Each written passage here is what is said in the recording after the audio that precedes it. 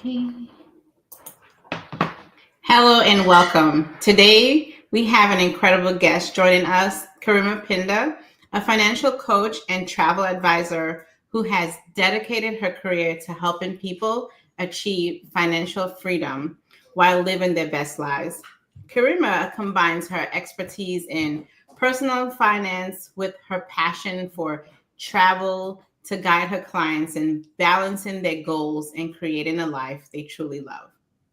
In this interview, we'll explore Karima's expert tips on managing money effectively, building financial confidence, and navigating the tax landscape for 2025.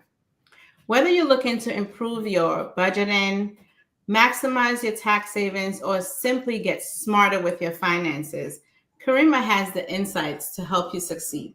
So let's dive in and learn how to master money and taxes with Karima Pinder. Welcome, Karima. Thank you, Charlene. Oh, you're welcome.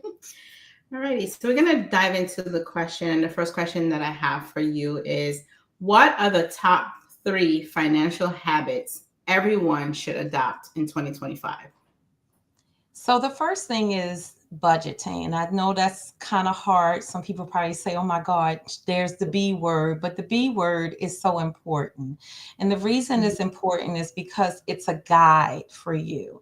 It's a guide for a person to be able to take their finances and say, this is what I need to do. So we got to look at our needs and our wants, right? And our needs are is just basically our essentials for each day or each month or each week that we need to pay. And then our wants are those things that we want to do, right? So let's talk about our wants, right?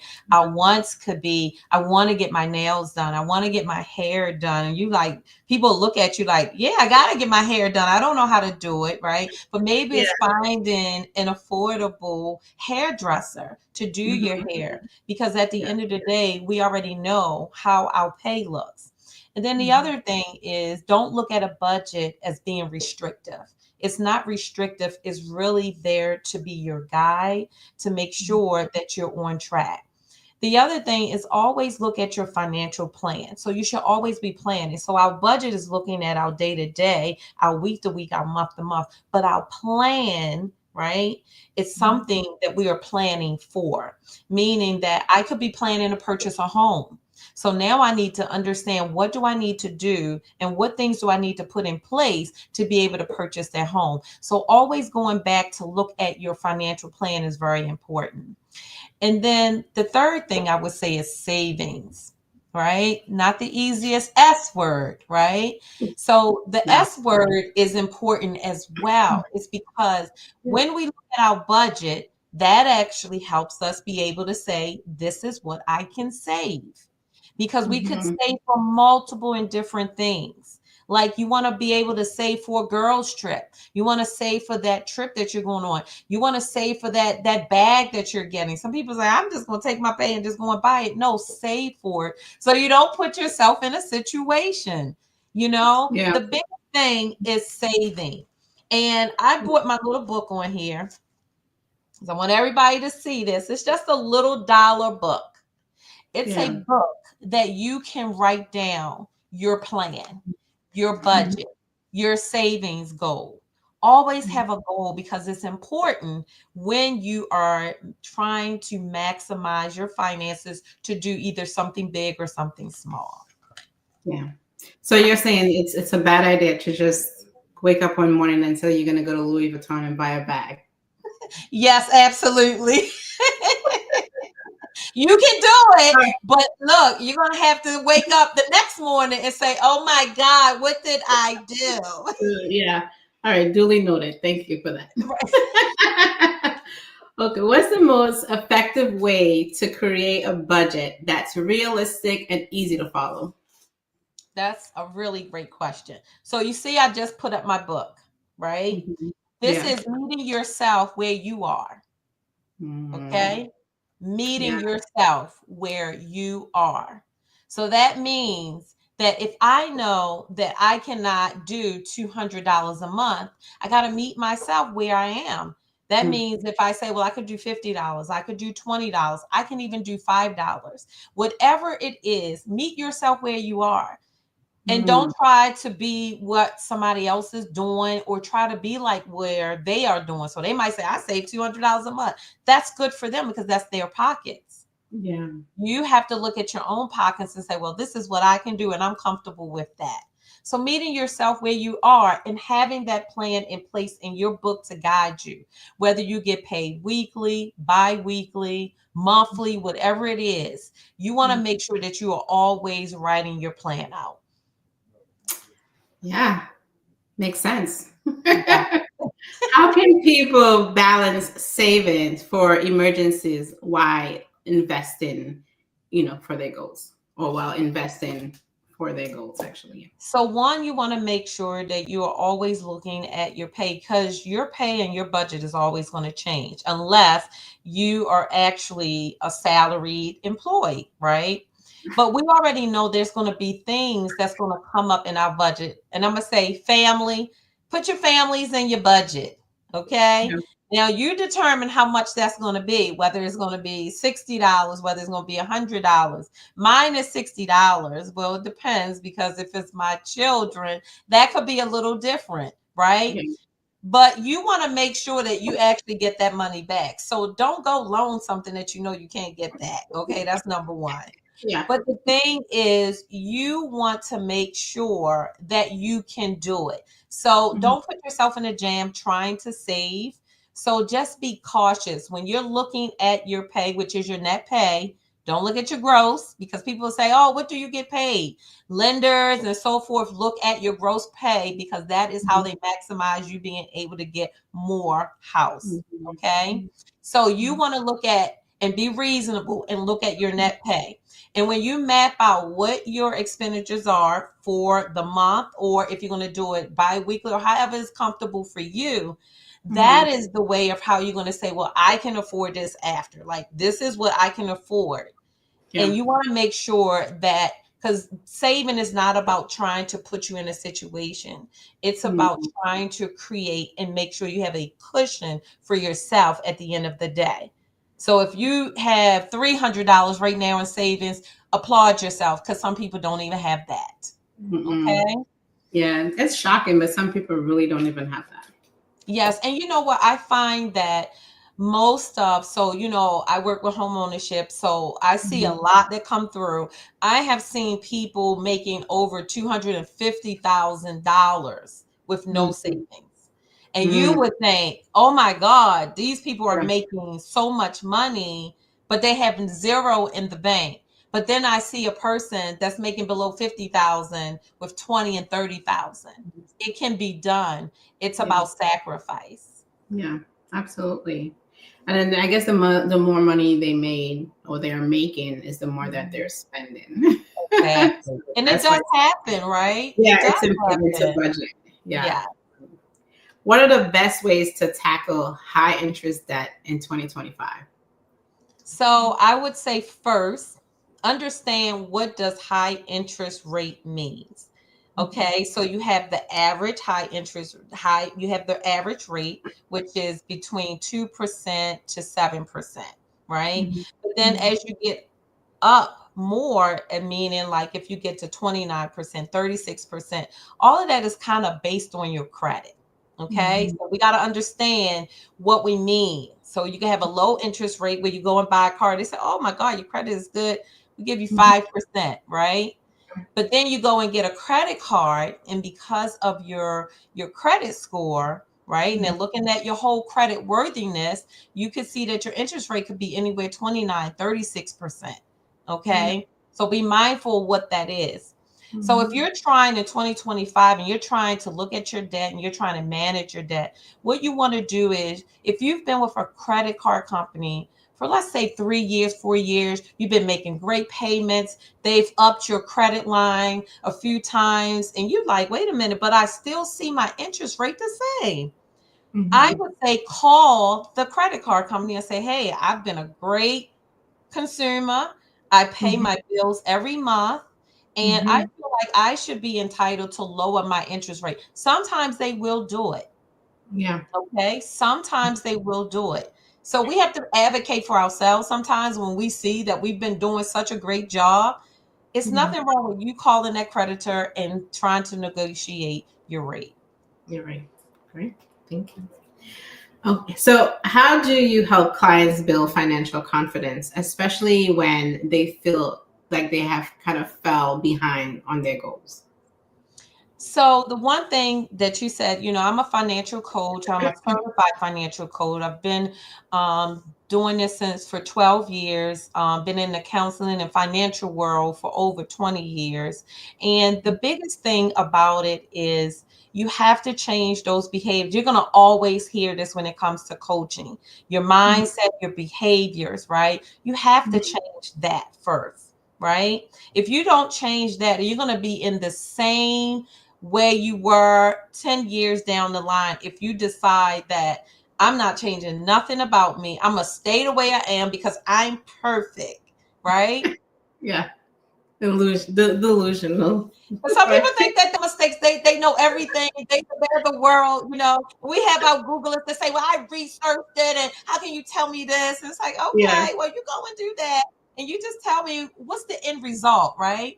Uh-huh. So you have to be willing to change your Yeah. mindset and those Yeah. habits, because those behaviors that got you in the situation is going to continue on. So you Yeah. have to be willing. So remember, I said, meet yourself where Mhm. you are. So where are you at in life is really important, right? Mhm. And I'm Mhm. a very straight up person. So I'm really going to tell you, if you're not setting your goals, you're not staying up, stand where you need to be. And Yeah. that really has helped people. Mhm. Because if I supposed to meet you, let's say I have a customer today comes in and we supposed to meet and they didn't show up, I'm calling you. Yeah. Because at the Mm. end of the day, it's your goal. It's not my goal. Yeah. Yeah. It's Exactly. your goal, right? And you have to hold people accountable, right? So it may not be, and it's always good to find a coach. And the reason is because you may not want to go to your best friend and say, oh my God, my finances are jacked. Yeah. Or we may not want to go to our friends because we feel like they're gonna what? Talk behind our back and all of those things. And you may have people like that in your life. So finding the one person or again a coach that you can trust that's not going to talk about your personal finances or anything personal about you because you have a goal that you're setting for yourself. Or even your spouse. Sometimes, people are not always truthful with their spouse or their significant other about their Mhm. finances, right? And then you And you find know out. why? Because they want to look perfect. They want to look perfect. They like, you got with me for a reason. Yeah, yeah, And I don't yeah. want you to feel like you don't want to be with me anymore. With me anymore, right? Yeah. So, it's, and Oh. even that is a great point, Charlene, that you brought up. Being honest, even with our significant others, sometimes is hard, right? Because you don't want them to look at you like, you going to get me in a situation? Are they going to Yeah, come and put a lien on me? But it's yeah. about educating ourselves to understand like a lien, a judgment. All of these things Yeah. are so important, and Hmm. ask questions. And it's so fun. It's just a quick story here. My 21-year-old says that, so he's in college, and he says that he doesn't want a girlfriend right now because financially, a girlfriend would be a liability to him. So imagine if someone would have come with him with bad credit. He like, You're like, no way. Get your you gonna goals tear set me first. down. Yeah. But this is the thing. So, you do have folks that you do meet, and their credit may not be where yours is, right? Is Yes, that yes. something that is a deal breaker or not? I would love to hear what people have to say about that. Is it a deal breaker? Are you willing to work with that person? Or is it that you say, at my time, at my age, and where I'm at now, nope, I'm not. Some are, we have to think about those things, right? Yeah, I mean, that is a great question. I would love for some of you out there to answer that question. Do you think that that would be a deal breaker if you were to meet a partner and their credit score wasn't up to par? That's right. Right? There's certain things that are deal breakers, and would you Yes, allow credit score to be one of them? exactly. Oh, wow. Exactly. What does financial freedom mean to you, and how do you help your clients achieve it? So financial freedom for me is about retirement, and legacy. And retirement is because I know that that is going to come one day, right? And it's how do I want my retirement to look? Do I want my retirement to look like I'm enjoying my life, I'm traveling, I'm doing all the things that I want to do? Or is retirement going to be I'm working, I'm still working? And there's nothing wrong with that, right? It's nothing wrong with that because some people get bored sitting home. They could be financially set and having all the things, but then at one day, like, tired of looking at these four walls after a while, tired of looking at my spouse after a while. The spouse might be tired of looking at them too. So Yeah. it just depends, right? Go, right?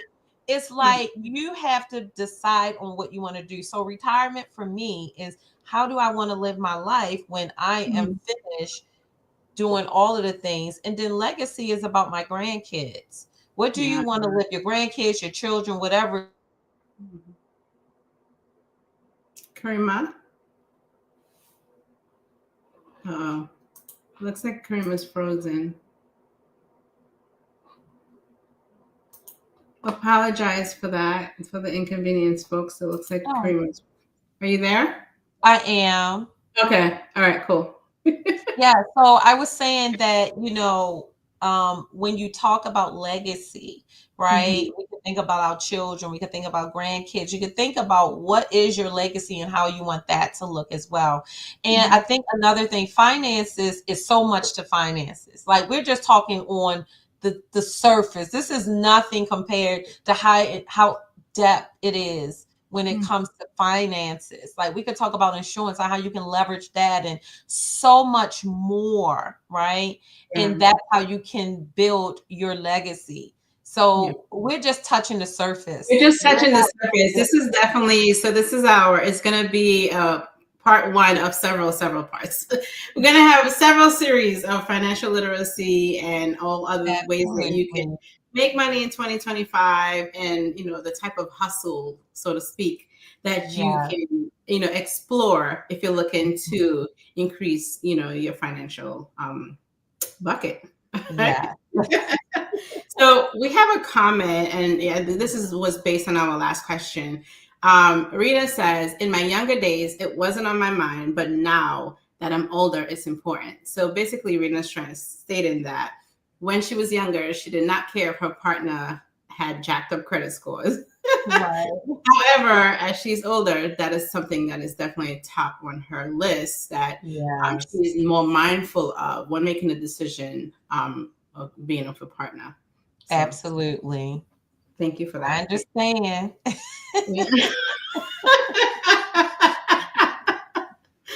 Oh boy. Wow. So then now we're gonna sort of shift into the tax year of 2025. So we All started this right. session talking about financial literacy and budgeting. Now we're gonna shift into the tax. So let's see, how do you recommend staying up to date with evolving tax laws? So I would say one, you want to stay connected to your tax preparer. Because there are changes. Sometimes they're not big changes, but sometimes there may be changes that affect you, and it may be sometimes there isn't changes that affect you, right? So I think staying in contact with your tax preparer, maybe Googling, going to IRS website. That's where you're really going to find the most updated tax laws. If anything was to change, is the IRS. I think that is the biggest place you definitely want to go on. Just visit their website. But then the other thing is, again, staying in contact with your tax preparer. All right. What are some of the most important tax changes for 2025 that people should know about? You don't have to give us a laundry list, but maybe No, I one. was. I was. It's not one. Look, it's not one for this year either. Trust me. But one of the biggest, I'm gonna tell you, one of the biggest things is when we were getting the stimulus checks. So if you did Mhm. not get your stimulus check back in 2021, they actually just brought that back up this year that you're Mhm. able to recover that money. So there was a Oh, lot of people who did not file taxes or did not get their stimulus check that now are able to get that money because they had stopped it last year where we couldn't get people that mhm. money in the year before. Now they're like, let's give them some money now. So you're Okay. able to get that $1,400. And it's really depending on how many children you have. Look at this. Some great exciting news that if you didn't join this Yes. podcast, you would not found out Yeah. about. That especially when it comes to, because this is tax time, right? Yeah. And one of the other things is one of the tax credits, they used to just give $1,000. Now they Mhm. have the maximum at $2,000, but I think that's going to go away this year. So this Mhm. is the year that you really can kind of maximize your income and really Mhm. kind of get some tax refund, some folks. So we'll talk a little bit and expand on that down the We, line. It's we called will. We will. How can individuals and families plan throughout the year to maximize their tax liability? That's a really great question. So it really depends. Are you a W-2, right? So it Mhm. depends on what are your write-offs, right? Is it depending on your job, right? Do you work for the federal government, where you work at, where you can write certain things off? So that means you want to keep your receipts. Keep all your receipts, make sure you're writing down your mileage, especially if it's dealing with your job. I think that's the most important part. One of the other things I think that gets people in trouble is we like to do the 6 month on, 6 month off, and that me being guilty of it as well, I have been, is when you actually do a lot of exemptions as far as on your job. So you might say, oh, I want to get all my money throughout the year, Mhm. zip, right? So you're about 10 people in the household or whatever it is that you say. 10 Yeah. people in the household, and it's only you and the dog and the cat, right? But you have 10 Yeah. people. So you got to be a little careful of that, because we get so like, oh, the money looks good. And then you forget to put those Mm. tax back on there, your dependents on there, or make Yeah. it zero. And now Mhm. you're in a big trouble. So now when you go to your tax person, they're like, where's your federal taxes? And you have zero, you're going to owe. So you got to be careful of that as well. And usually how people can kind of leverage that, if you have children. So if you still have children under a certain age and you know that you can definitely claim them, that can help you a little bit. But if you don't, it can get you in a world of trouble. So I'm 21 years late on this information because I've never done that. I've done myself a disservice all these years. Now I'm mad. I wish I would have. Right, exactly. Because you like, I could have got, you mean to tell me I could have got like majority of my money and then I decide know. that I exactly. Yes. You can do Wow. that. But you just gotta remember to make Yeah. sure To that flip you it. put it back on, right? Because a lot of people forget, and then you Yeah. end up owing taxes versus Mhm. getting your tax refund that you want. Yeah. Or Flip you make too it. much money because you want to be the honest person, because you're working and you have a little side thing, and then they like, Mhm. oh, we can rate tax your butt. So Yeah. Hmm. Wow. That good old saying, daily and a dollar short. exactly. Wow. Absolutely. Yes. Mhm. What are some tax deductions or credits people often overlook? Mm. So again, like I just said, like, if you have a business, so let's talk about that. All the things that you can maximize as a business owner. A business owner doesn't mean you have to have a EIN number either, right? Mhm. Could be Okay. doing it under your own name because you haven't reached a certain amount in income. So when you haven't reached a certain amount in income, you don't have to have an EIN number unless you're trying to build an established credit. So that's a whole nother topic and conversation. But Mhm. there are so many different ways. So a lot of people miss that as well, what they can leverage as a business person.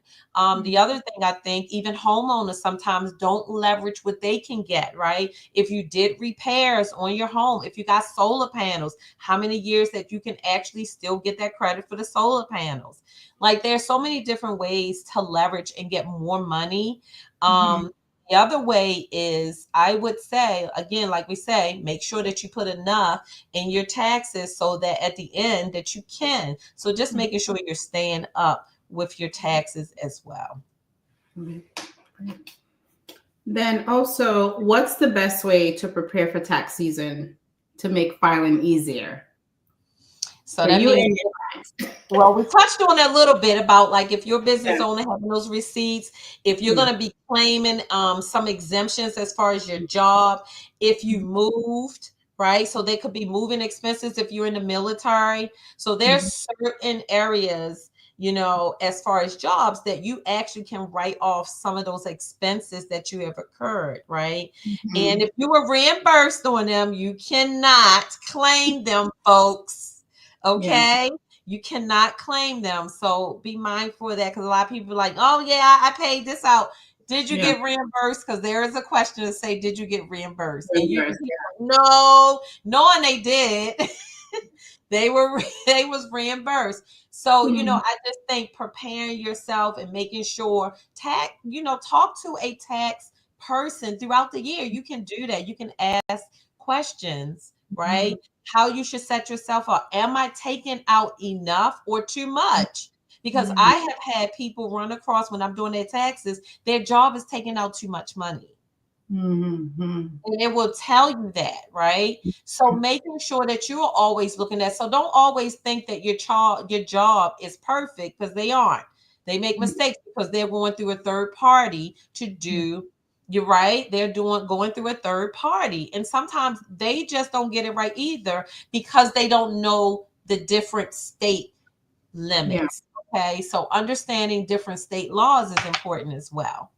That is definitely a thing because I remember way back when I was in the process of purchasing my first home, Hmm. the job was taking out too much taxes from my pay, and I was like, oh my gosh, and I had to report it to the HR to say. Hmm. We found out, in the midst of purchasing the home, when they looked at the pay stubs and all the the tax returns, like, wow, are you kidding me? Yes, and it does happen. So that's why people need to make sure they're always looking at your pay stubs. And Hmm. if something doesn't look right, Yeah, it's okay to confront them. This doesn't look right. Something looks like it's more, something looks like it's less, right? yeah. Because at the end of the day, you don't want to owe and you don't want it to be a problem with the IRS. The No, I, the definitely R, not. and the S. That's the three people you don't want to No, mess with. Okay. And the F definitely and not. the B and the I. Just saying. Any of those three-letter acronyms, Just saying. you do want to stay away from that. You want to stay as far as you can. Well, what is the biggest tax challenges you've seen clients face? That is the taxes that are being taken out, if any. Yes. Some Okay. not taking them out. Mhm. That's the biggest. Okay. That's the biggest. The other thing is we know that everybody wants this big refund, right? Mhm. Exemptions can harm you. It can be very harmful. And what I mean by that is, like I said, you might say, I want to get all my money. I don't want to owe. I need something at the end of the day. But let's say you get ready to buy a house and now you done did all these exemptions, right? And Mhm. now they're going to look at that because now it could bring your income down, right? So Mhm. be Mhm. mindful when you are doing things like that, especially if you're trying to purchase a home. You Yeah. want to make sure that you are not setting yourself and it's working against you where you trying to get that little fat refund or whatever. Yeah. You just want to make sure that you're doing Yeah. things right so that it doesn't hurt you at the end of the day. Okay. Thank you. And then, excuse me, what should people do if they owe back taxes or face an audit? You have to face the I, the R, and the S. Yes. As much as you don't want to, and trust Yeah, me, you gotta okay? face them. Yeah. You don't always want to do that, but you want to make sure you reach out to them and you got to make Mhm. sure you answer them within a certain amount of time. Reach out to whoever did your tax and say, look, this is what's happening. They're trying to audit me, and they can give you some level of guidance. And Mhm. most of the time, people be like, I don't want to spend that additional money to have an auditor protection. Guess what? You will want to in this time of day. That's so true. You want to make sure you You have want to. some level of protection because Mhm. if that does come, it may not come this year, it may not come next year, it could come 3 years down the road, and they're Mhm. hitting you back for 2023, 2021. Yeah. Yeah. So you yourself want to make sure that you are protecting yourself. It's sometimes it's $100, sometimes it's less. It's dependent on the tax company that you go through. So it all depends, but protect yourself. You hear that, folks? Protect yourself first. So Protect Rena yourself says, first. yeah. So Rena says in the comments, I used to want a big refund. Now I pray that I don't owe. So this is definitely where I am right now. When I was younger, I wanted a big refund. I wanted that check. But now I just pray to God. I'm like, I don't, as long as I don't owe, I'm good. You know? Right, right, Not saying right, I wouldn't mind a refund. right. However, Everybody would. right? Whatever. I think like my mindset has shifted because the biggest thing now I'm like, I just don't want to have to. I'm gonna knock on wood because the I and the R and the S. Right. You don't want them knocking on your door, knocking on your No. pay door or on your pay door. And if they knock on your pay door, so let's just talk about that. Yeah. That is 25% of your take home pay that they will garnish. Okay. So would you rather be the one in control of them and making sure you're making arrangements with them, or would you like them to come after your pay? And this comes out of your net, not out of your gross, out of your net. 25%. So just go ahead and deal with them. You know, it takes them a while, but when they do catch up with you, they catch up with you. Okay. So, but if they can see that you're staying in communication and you're trying, you will not have them on your back. Do you mind quickly if we can just give some folks a description between what does net mean and gross mean? Because I know it made some folks may be confused. Yeah. So your gross is your total, what you bring, not what you bring home, but everything before they take out your taxes, your medical, your 401k, everything is shown. So let's say that was 3,600, right? And then when they take out all of the taxes, your 401k or whatever it is, now you end up with, let's say 3,000. Okay. The 3,000 is your net, which your check is going to be. All right. And that is what you pay your bills out of. So whenever you're doing, and we have talked a lot about budgets and putting our plan together, don't look at the gross, because that's what they're going to look at when you go to purchase a home. But in your mind, okay, you want to always keep, I know what I bring home and I know where I pay what I pay my bills out of. So you just want to make sure that you are always keeping that in the back of your mind. This is what I bring home. I don't care what they saying, but this is what I bring home. It's what you can physically touch, not the pie in the sky amount. It looks nice now. It looks nice, yeah. Then what you bring it home. It's not. It's not what is being deposited in your bank account. Exactly. That's right. Exactly. Okay. Anyone would like to pose any questions in the chat? This is the time to do so. If you want to pose a question about budgeting tools, how often you should review your budget, or if you have any tax questions, don't get too complex now. If there are complex questions, you'll have to book a session with Kareema. Yeah, and you mentioned something, you know, there are so many different resources. There are so many different resources as far as keeping track of what's going on with your, you know, your bank account, where you can actually do different budget platforms that will keep you on track. If you're a person that use your phone a lot, if you're a person that you want a paper form. So whatever that is comfortable for you. Remember what I said, meet yourself where you are, not where no one else is, and what you're comfortable with doing. Yeah. So we have a question from Lee. What are some budgeting tools for beginners? Oh, great question. The first one is like this, your book. It's $1 book, just a book. And the reason I say that, Lee, is because you want to start off small before you get into all the different platforms that are out there, right? And this will get you in the habit.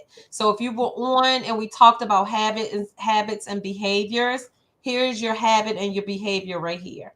Getting your book and writing down what you get paid and writing out your expenses and then managing it. And once you get really good at this and you say, okay, now I can move to a different level. Now there are different resources out there. There's so many. You got mint.com.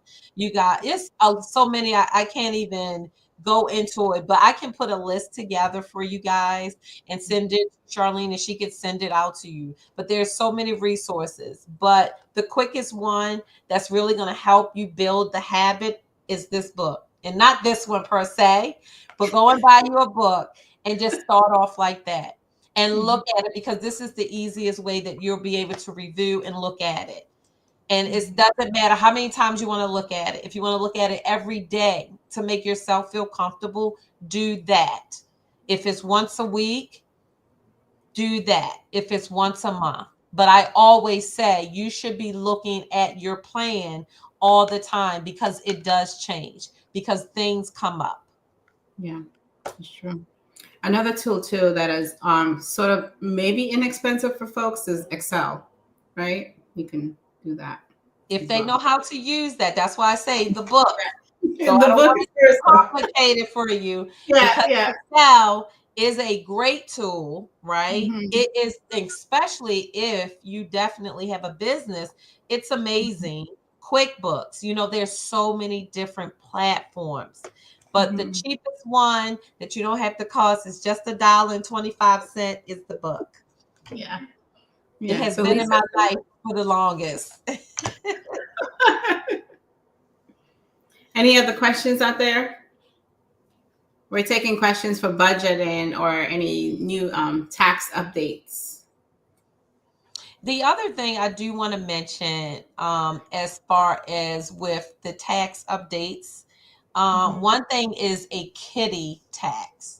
I think this is important, so how children will work these jobs, if they're under 18 and they don't tax them. So if they are under 19 years old, the first $1,300 will not be taxed. Okay. All right. But anything over that, okay, they will tax.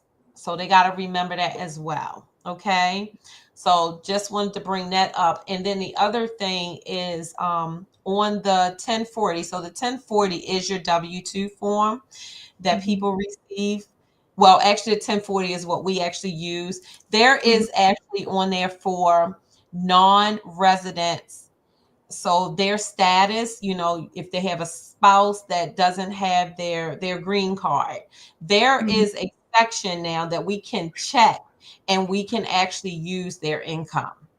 So that is another one of the changes that has changed as well. And then there's new entry fields on the 1099. So like anybody who is a business owner or a contractor or something, and they're working with folks and they're not taking taxes out, they get a 1099. So there's a 1099K. They're going to have different fields on them. They might notice that if they are a business owner. So that's interesting. Do you think that folks should be a little bit sort of apprehensive to fill out that section, considering the new administration? Oh, that's a great question. So this is how I feel. I feel that the new administration is really going after criminals, people who have committed crimes. And I think that's more about what this administration is going after. I don't think they're just going to be picking up, people off the street. Oh, I'm getting you. No, I don't think they want to do that, because you have had some folks here who work, they pay, they do whatever, and they contribute to the economy, right? So those folks, I don't feel like they're going to mess with. I think what it is about folks who come in the country, they're committing crimes. They had backgrounds from their country and they come here with those backgrounds, but still doing the same thing as well. So Rena posed the question, how do you encourage someone who's trying to save but keeps dipping in their savings? That's a great question. That is a great question. So it's about looking at those resources, because the reason sometimes that we can dip into it is because it's easy access. Meaning I could go to a Bank of America. I could go to any bank that's around here, Navy Federal, and pull the money out, right? Mhm. But if you use a bank account that is online, where one, it might take 3 days, they're going to charge you mad money to pull it out. You might be a little bit saying, I don't want to touch this money, right? Yeah. I Yeah. do that for a reason, even though I do have one or two that I can just, but the one that I really don't want to touch, I can't Mhm. touch, Yeah. right? And the Yeah. other thing too is you have to make sure that that savings, if that is your savings, you Mhm. also have to be real with yourself. I do not want to touch this. I'm not going to touch this for no one. I don't care if my kids say they getting evicted. We're going to have to figure out another way. I know that sounds horrible, don't it? But No, it does. but No, I'm just, because it it's would a be goal. beneficial for you to keep your savings, have them temporarily move in with you, and figure out another method. Then you deplete your savings, and then all of you are on the street. Exactly, exactly. Yeah. So we just have to sometimes, when I say sacrifice, it's Mhm. just, and that takes a long time. So that is not something that happens overnight. I can Mhm. tell you how many times I dipped in my savings, right? Mhm. And Mhm. I had to actually say, I cannot do this. And I Mhm. really found out that I could save. And when I found out that I could save, I was really proud of myself, because it takes a long time for a person to really develop that behavior and change this. Because Yeah. when we were younger, we just want to spend and do all of the things, but you Mhm. can do things on a budget and still look the same way, right? So when we Yeah. talk about all of the things that we want to do, us women, we love our nails. I'm not going to stop getting my nails done, nails and toes. But exactly. But the thing is, if you budget for it and it's already in your budget, it doesn't harm you, right? Mm-mm. It So I doesn't. just say look for some resources where you can't touch that money. It's maybe there's different accounts that you can get with your bank that you can't touch money for a certain period. Talk to them Mhm. about that. Yeah. Because I think there's so many different resources out there. And when we start talking about like Roth accounts and all of those things, then that's when Look, you'll really find out like how can you maximize that too, right? yeah. For your business, to start a business. And Hmm. yeah, I could go all We- day. we'll definitely touch on the Roth IRA and all of that in future series. However, I do want to give a quick tidbit about savings. So a good way for me is how I control my savings is how I have my savings account at a credit union. And I do not get the ATM card. The credit union, I have to drive to there. It's far. So it's like it's difficult, and their hours are not as efficient like the rest of the other banks, right? Mhm. So it's a good way for me to save, right? Knowing my habits. Exactly. And all of us have habits, We all right? have habits. So yeah, Yes. so saving at a bank or a credit union that have limited hours of operation, Mhm. and I do not have Or an ATM card for. you're right, not the ATM, or it just takes too long to get the To money. get And there, that's what yeah. I love. Takes too long. You don't have the ATM. You're like, oh my God, how am I get this money? You just can't, You just right? can't. Yeah, you But just can't. you know what you can do and what you can't do. I always tell people, don't put yourself in a situation, Mm-hmm. because the one thing about it, we get excited when we get credit, right? Mm-hmm. And that's another thing we could talk about for days, about credit and how you Yeah. really manage your credit is so important, because if you don't have Mm-hmm. any money, you do have credit, right? And your Mm-hmm. credit can get you so many things, because you never know when you're going to be put into a situation where you have to make a move. You have to think about Correct. all of those things. So just making Mhm. sure that you secure certain things is so Yeah. important. And nobody has to know your plan but you. But you, yeah, that's the best method. It's the Yep. best, one of the best advice you said there tonight. No one has to know your plans but you. Yep. Not one of the best. It is one of the best. So, Lisa, any beginner tips about getting business credit? Mm. Oh, that's really good. Now, I'm not as versed on that, but I could tell you, I could have a sister come on here that is amazing with people building their business credit. But the one thing you want to know is your credit has to be straight first, because until you build your business credit, they're going to use your credit. Okay. So that's number one. So making sure that your credit is always on point until they can start using your business credit, right? And a lot of people say, well, how will I ever start if they don't use it, right? But they got to have something to make sure that they can look at to see if, right, you are a person that they can say we can lend and start business credit. And they're going to start you off low. So starting off low, maybe getting a credit card in your business name, right? That is the easiest thing that you can do. So start with a credit card and build it up to be able to get loans and more. Yeah, because your social security number is tied to your EIN number. It sure So, is. yeah, so that's why they'll use your personal credit history Yes. before they start using your business credit. Yes. And they just want to make sure that you are a person that's going to pay back and that they won't have a problem, and they will inch you up. Okay. So they will keep inching and inching and inching you up, you know. But I just tell people, just know where to stop at. Yes. Business credit is serious because they can give you a lot of money. A lot of more money. Credit card can be really good, so you just gotta be mindful of that. Yeah, like you can buy houses and cars Yeah. on your business credit. Yeah, exactly. If you get the right card. So true. So if we don't have any additional questions, I do have a closing question for Kareema. Yes. Yeah. What is one piece of advice you would give to anyone looking to improve their financial health and make the most of their tax planning in 2025? I would say look for a financial coach, look for a financial advisor. Financial coaches are usually cheaper than financial advisors, but it's a great way to have a person that can hold you accountable, but at the same time can help you put a plan together. That's where I would start off. And then for taxes is we call it estate planning. And you can work with a financial advisor, financial coach that can help you start putting that in place to be able to say, okay, if I am a 1099 person, how much taxes should I be, putting aside to make sure that I'm not in any type of situation and I'm able to pay it every 6 months or every year.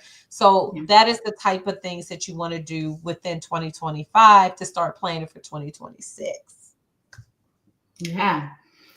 I feel I don't want to forecast, but I feel like there's going to be some really expanded tax laws in 2026 that we need to be mindful and start planning in 2025. I think there will come, but I don't think they will be bad tax laws. The one thing I do have to make sure that people understand, this administration is about business. And this is the time. So if you didn't do it last year, you remember during COVID, everybody was an entrepreneur. People actually thought outside the box. And we're going to talk about that down the road as well. But being an entrepreneur this time, this year, this season is really important, because we always think about the plan A. Plan A is your 9 to 5. But do we start thinking about the plan B, the plan C? Because we never know what's going to happen with A. So we always have to make sure that we are looking at the full picture and what could be. And you know what? It's nothing wrong with taking chances. Take chances. Because guess what? Success is about failing. Because if you fail, then you'll know what not to do the next time so that you can be successful on the next end to be able to build your business or whatever it is that you want to do in life. Yeah. Thank you. I appreciate you joining, and we are going to do this again because we're going to have several series that I know that folks would love and be able to educate them on, and also ourselves, right? Because we're learning and growing as well. So, absolutely. Oh, thank you so much, Lee. You're welcome. Well, thank you so much, Kareema, and have a great You're night, welcome. everyone. Yeah, all right. Good night. Good night.